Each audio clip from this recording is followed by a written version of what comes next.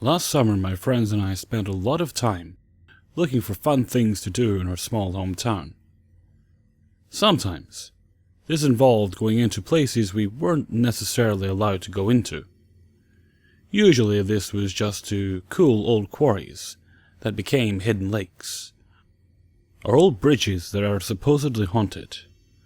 One place that my friend Julia always wanted to go was an old cement plant tucked away on a random street in the middle of town. The plan was that nearly 20 of us would go, but in the end only 3 of us showed up. Me, Julia, and my other friend Anthony. Now I had been to some pretty creepy places, but this place just didn't feel right. Not only was the building itself decrepit and very unsafe, the plant was in a bad part of town. The house next door had been busted as a meth house. Rumor had it that it was a common campsite for the homeless. It was also like 11 at night, and beyond that, I was just getting goosebumps being near the place. Julia had been there before, so she was determined to lead the way. The place was cool. It had rooftops to climb on, broken windows, rooms that looked like people had just left and never came back, and a ton of graffiti. Periodically we would hear little noises, almost like debris falling from the roof. We chalked it up to the building being old and paranoia. They started to become more frequent, and we could have sworn it was pebbles being thrown. But we told ourselves we were just scaring ourselves. Julia told us there was a place around this corner to climb up onto the roof, and started climbing up these giant concrete cubes. She was in front, then me, then Anthony. As we get onto the roof, my heart leaps, and I went cold. There was a guy laying down on the roof right in front of us. Being very freaked out, I motioned to Anthony to start going back down as I took a step back. The guy said to us, "What are you doing here?" I told him we were just hanging out, and being a stupid teenager, asked him what he was doing. He began to get up in what seemed to me to be a very aggressive manner. So me and my friends bolted down the blocks and back out to our car down the road. We didn't look back.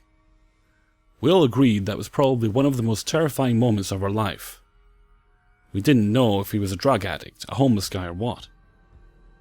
He could have had a knife or something. We realized he was probably throwing rocks at us as we were walking in, and was watching us the whole time. Finally, we agreed to never go back. That was until about 5 minutes later when Julia gets a call from her other friend Abby, who had just gotten free from her family and was ready to check the place out. Immediately, Anthony and I were like, no way. We are going home, or we're getting ice cream or something. Anything but going back in there.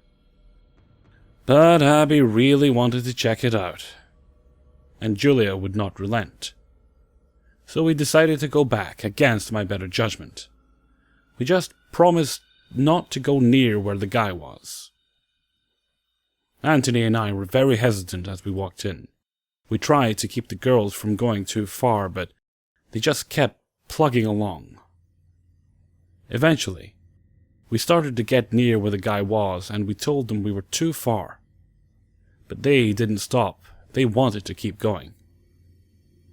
They pushed ahead of us and kept walking. Anthony and I didn't want to go any further, but there was nothing we could do. We reached a part that was right in the open, right where the guy would be able to see us if he was still there. But no doubt he had heard us already. Anthony and I pleaded with the girls, telling them it was time to go. All of a sudden we heard a large crash, like something being thrown off the roof, accompanied by the sound of someone running towards us. Anthony and I took off back running towards the exit. Silhouetted by the streetlight on the road, we saw a person standing right in the middle of where we had just come from. He was holding a shovel. Nearly staining my pants with all sorts of feces, Anthony and I stopped in our tracks. I thought I was going to die. We remembered there was a smaller exit that led right to the road, through some trees, and we ran like hell through it. About halfway to the road we stopped and realized something. The girls went with us. The guy with the shovel started coming down the path we were on. He was shouting things like, "Get back here, I just want to talk to you." His words were slurred and he was moving weird, like he was strung out on something. Auntie and I thought, no chance in hell that's happening, and yelled back at him, asking him where our friends were. He started getting near us, so we ran back until we were on the road. I wanted to make sure my friends were all right, but I was scared. They couldn't have gone out the main exit, and they weren't behind us. There was nowhere they could have gone. They were both runners. I thought maybe they juked the guy and got out. So I pulled out my phone and dialed Julia. She didn't answer. The shovel guy did. I told him that if anything had happened to our friends, he would be going to jail for a long time. He hung up on me. I thought best case scenario she dropped her phone. I didn't want to imagine the worst case scenario. Anthony really did not want to call the cops because he was concerned about getting caught trespassing because of his family and future plans. I told him that our friends were hurt. Getting in trouble was our smallest concern. I wanted to go back around to the other entrance to see if they made it out. Anthony wanted to just leave and hope they made it out okay. I resolved that if Abby didn't answer her phone, I was calling 911.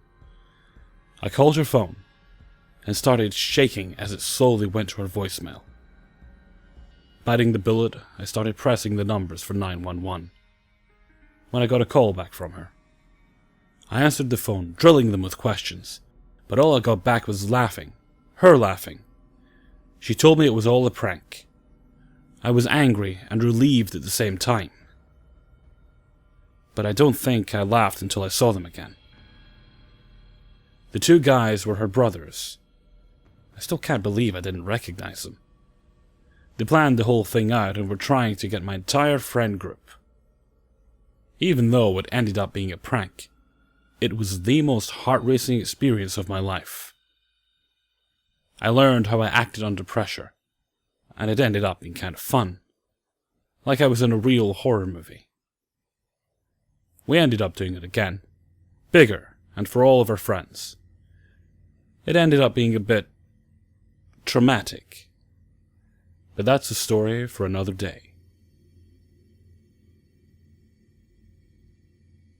A little background. This story involves my friend and I. My friend's name is Jessica, and mine is Hannah, and a very sketchy city about 20 minutes from the town where we live. This city is notorious for shootings, rapes, gang activity, etc.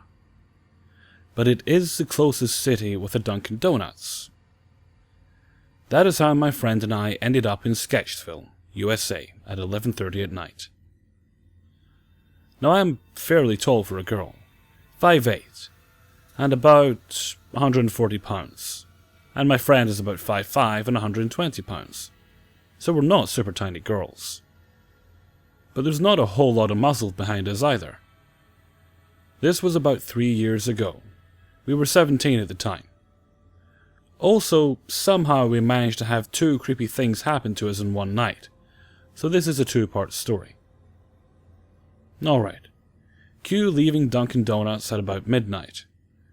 We had parked a little far away from the entrance to DD, I can't remember why, maybe it was busy. And as we were walking back to my friend's car, we noticed she left her lights on. Cue, oh shit, moment, because she drove an 80s Honda Prelude at the time.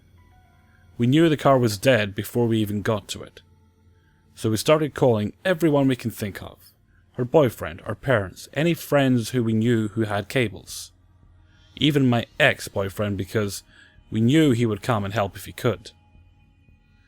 People either didn't answer because they were asleep, or they were at work, or some friends just didn't have the gas to drive 25 minutes to us and back to the town we live in.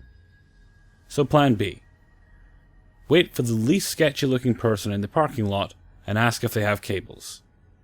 Easier said than done. I should mention we both have severe social anxiety. So talking to rando people in general was hard for us. Especially at midnight, in a seedy town, where we are both stranded.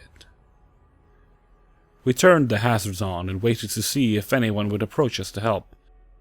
No such luck. And it is now nearing 1 AM. We finally decide to go ask a guy who looks maybe only level 3 creep, but was approaching level 5 creep for sitting in a parking lot alone at 1 AM. He drove a relatively nice car though, so we made our move. As we were walking up to his window, he rolled it down and smiled at us. A little creepy, but we needed help. "What can I do for you, ladies?" Our car is dead and we were wondering if you had cables and could jump it." "I have something better than cables." He rolls up his window, and at this point alarm bells are blaring. But we're too far in already. He pops his trunk and gets out of the car.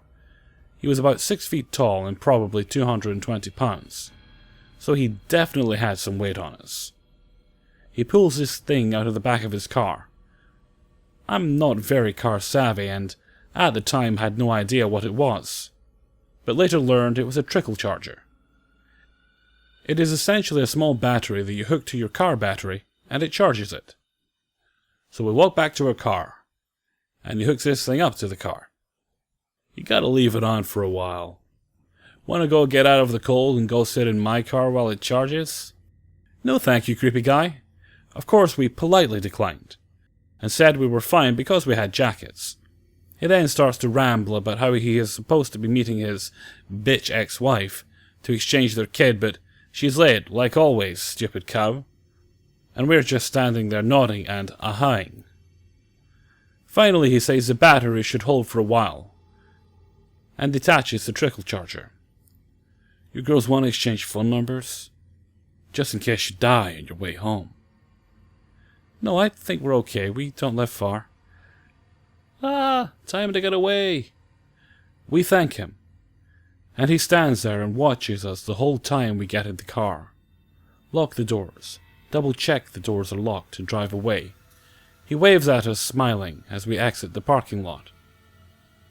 We immediately start talking about how creepy that guy was, and how we're glad we're together because that might have gone a lot differently if it had just been one of us. That is the end of Creepy Encounter 1 for the night. So, smiling trickle charger guy, let's not meet again. At this point, we should have just gone home. It is about 1:45 in the AM, and we're still in the middle of Sketchville. But we're all amped up from adrenaline from the first encounter. We also are both about to pee our pants, and we're also super thirsty and need gas. So we stop at a gas station a few blocks away from the mall.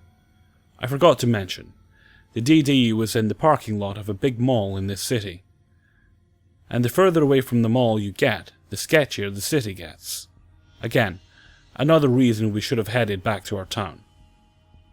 Anyway, we pull into this gas station and decide to park and go in and pee and get drinks before we get gas. The only open parking spot is like behind the gas station in a super shadowed, almost like alley with one dim light. Jessica puts the car in park, and before I even unbuckle my seatbelt, I look over, and there is a car next to us. In the car there is a shadowed, hooded figure that just appears from behind the A-frame of the car, and just stares at us. The windows in the car are frosted, like the car's been sitting there, not running, for a while. I got that feeling, the one you get when you legitimately feel like your life is in danger. Just an overwhelming sense of dread. Like the kind that immediately brings tears to your eye because you're so terrified. Jessica had already unlocked the doors and I am frozen, staring at this thing, with my mouth handing up and tears in my eyes. I throw my hand behind me and hit Jessica and she looks over. I have never seen that girl move so fast. She locks the door, shoves the key into the ignition, and throws the car into reverse, seemingly all at the same time, and rips out of the parking lot like a bat out of hell. We drive in silence for a few minutes, immediately going on the freeway and heading back to our town. She looks at me, and I see tears in her eyes too, and she finally talks and says, "What the fuck was that?" And I don't answer for a few minutes because I don't have an answer. I have no fucking clue. Did you see a face? She shakes her head no, and we're silent again for a few minutes. "Hannah, did you feel like we were gonna die if we stayed there even a second longer? Like just the feeling that something horrible was gonna happen if we didn't get out of there as fast as possible?" I told her I had felt the exact same way, and we didn't talk much for the rest of the ride home. We went back to my house and peed and got something to drink there, and got gas in the morning. We talked about it the next day to see if we felt any different the next day, in the daylight, and we both agreed we did not. Something horrible was in that car, whether it was human or not, I can't tell you.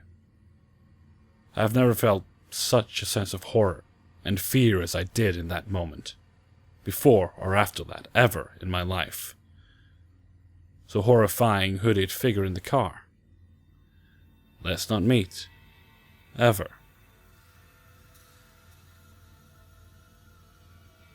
So to give you some background, I'm from a very small town in northwest Florida. I've moved around the country a few times, but I seem to be drawn to other smallish towns, either by nature or random happenstance. Consequently, this story is set in Bellingham, Washington, where I lived for the past few years. During the second summer I lived there, my significant other of about 8 years and I moved into the downtown area. The area I'm from in Florida is neither bike nor pedestrian friendly, while Bellingham is exceedingly so in both cases. So I was really enjoying being able to walk downtown basically any time I wanted, as it was within about 10 minutes of our house. I lived right off a pretty main street, fairly well lit and well travelled, so I never really felt too paranoid when walking alone at night, even though I am a pretty small girl, 5'1", 125 tops, but also capable of some pretty intense rage, and I always carried a knife. It was also the middle of summer, around 10:30 p.m, so there tended to be steady clumps of other people my age walking around that time of night, heading to bars and restaurants. On this particular night, my significant other and I had started drinking a bit early at the house, and we both had forgotten to make dinner until we realized we were starving. But neither of us felt like cooking anything. I also really wanted a potato burrito, basically what it sounds like. Luckily, Bellingham has a few good restaurants that happen to be open late and also serve said burrito. So I called in a pickup order and waited about 20 minutes, then started walking into town. I got about a quarter mile from my house, on the main drag, when I saw a silver Toyota 4Runner parked in the laundromat parking lot, about 50 yards ahead of me. I could hear the engine running even though the lights were off, which was mildly disconcerting. But I figured it was just someone checking Google Maps before fucking around with all the one-way streets downtown. Or simply calling a friend on their way over. Whatever. I walk past the truck and get to the next crosswalk, like 10 feet, before I hear the truck pull out behind me. The light turns green and they speed off, and I keep walking, only to see the truck pull into the next shopping center type thing on my side of the road and park in front of a very closed, very dark shop. They turn their lights off again, car still running. Immediately I start to get suspicious because... well, what? But I'm over halfway to town, and the further I go, the more people there are bound to be, and therefore safer, so I keep walking, albeit at a more brisk pace. As I approach the vehicle on my right, even though it's dark, I can see there's only one guy in there. A pretty nondescript Indian-looking dude. He turns and yells out the window, "Hey, you're so beautiful. Would you like to go out to dinner with me?" At this point I'm like, okay, kind of creepy. But this guy probably just sucks at flirting and is already drunk or something. So I just say, "Sorry, no thanks," as polite as I can muster. I'm not good at confrontation and I just want a goddamn burrito, so I keep walking. He tries to ask me if I'm sure and I'm like, "Yep, sorry," and he drives off again. At this point I've opened up my phone and have 911 ready to call just in case, because ain't nobody got time for that. I walk probably another couple of 100 yards, almost starting to get comfortable again, when all of a sudden this motherfucker pulls up in my left this time, stopping in a parallel parking spot. I'm on the sidewalk in front of a bank at this point, which I assume has security cameras, so my instinct tells me to slow down. If anything happens, it might get caught on tape at least. Dude rolls down his window and asks, again, if I will go have some drinks or dinner with him. I'm like, "No thanks, I'm just going to pick up a burrito for my boyfriend and I." He throws in a couple more, "Oh, come on, are you sure? You're so beautiful's in there." I got fed up and I'm like, "No, have a good night, dude, bye." He gets all huffy, but finally peels out of the spot and down the road, and I managed to eventually make it to the house with my delicious burritos without seeing him again. But not without a significant level of paranoia encompassing my walk back. A few days later, I had almost forgotten about this incident. However, I happened to take the bus to work every day, Friday through Saturday. One of these days, around 9:30 a.m, I sat on the bench, waiting, as one does. I'm there for all of 2 to 3 minutes when I see the same silver 4Runner from a few nights before start to pass by on the opposite side of the road. At first I was like, shit, you're being paranoid. Of course that's not the same guy creeping on you at 9:30 a.m. in the damn morning. Except, directly across from the bus stop, there's a little parking area in front of a mechanic shop. This guy sees me and immediately pulls into this space and parks. He then proceeds to roll down his window so I can see that, yes, it is absolutely the same fucking creepy guy. Rolls down his window, lights a cigarette, and just stares at me for what seemed like a good minute or so. It was way too early for me to deal with this bullshit, so I'm like, oh hell no. And start making a big deal out of angrily stomping around to look at the front of his car, writing down his license plate in my phone, and dialing 911. As soon as he sees me doing this, he suddenly speeds off, and I'm just left wondering what the hell is going on. The bus pulls up like 30 seconds later, and I'm on my way to work. I didn't bother calling 911. I probably should have, but I didn't. But I did save his plate number in my phone and posted it on Facebook. I never saw him again though. But I was definitely much more careful about walking around town at night by myself. So, creepy dude following me around in the silver 4Runner, let's not meet.